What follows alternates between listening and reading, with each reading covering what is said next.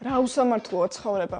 სკოლაში მასწავლებელს უფრო ნაკლებს უხდიან, ვიდრე საშუალო დონის ფეხბურთელს. ბიზნესმენი მდიდრდება და თანამშრომელს იმდენივე ხელფასს უხდის. სინამდვილეში აქ ყველაფერი ლოგიკურია. შენ გამოიმუშავებ იმდენს, რა სარგებელსაც გასცემ რამდენ ცალ ადამიანს. თუ მუშაობ მხოლოდ ერთ ადამიანზე, გამოიმუშავებ ერთი ადამიანის საზღაურს. თუ სკოლის მასწავლებელი ყოველი მეორეა, სკოლის ცოდნა არ არის მოთხოვნადი, დიდად არ მოაქვს სარგებელი, არ აუმჯობესებს შენს ცხოვრების ხარისხს, არ გაძლევს მეტ შემოსავალს, არ აღძრავს არც ემოციებს, არც ინტერესს, არც ჯანმრთელობას აუმჯობესებს.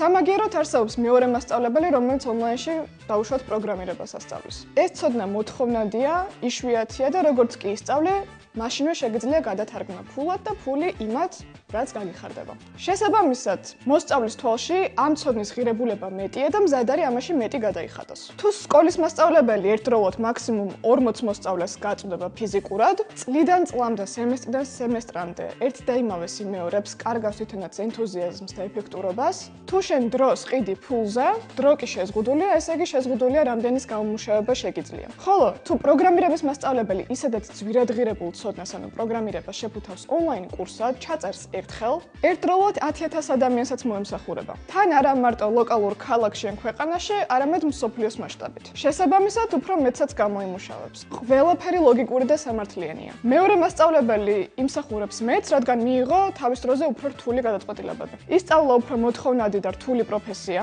გაკვალული, გარანტირებული გზის ნაცვლად აიღო ბიზნეს რისკები, ამიტომ იმსახურებს მეტს, ვიდრე ის, ვისაც ეს ყველაფერი არ გაუკეთებია. ბიზნესის საქმე ცუდად რომ წავიდეს, მთელი პასუხისმგებლობა დაეკისრება უფროს და გაბანკროტდება ის. თანამშრომელს მაქსიმუმ ხელფასი არ დაერიცხოს. იმის მიუხედავად, რაც არ უნდა ცუდად მიდიოდეს ბიზნესი, ეს უფროსის ბოლო ფულიც რომ იყოს, მაინც ვალდებულია გადაუხადოს თანამშრომელს იმდენი, რამდენზეც შეთანხმდნენ. როდესაც ბიზნესის საქმეები ცუდად მიდის, უფრო ნაკლებს ხო არ უხდეს თანამშრომელს.